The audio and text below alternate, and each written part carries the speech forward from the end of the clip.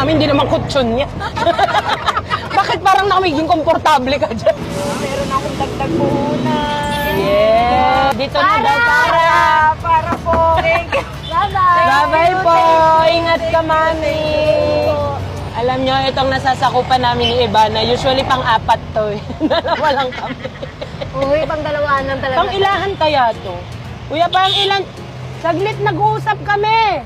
Ay, nagalit. Kuya, pang-ilanan to, isang helera. Pagka maliliit po, 8. Narinig mo? Pagka maliliit, 8. Eh, pagkasama ko, 3.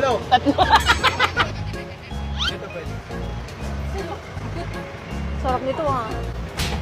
Nangaagaw ng drink. No, wow, kapengi kasi ito eh. Ayaw. Ito nga yung gusto ko eh. Bawal.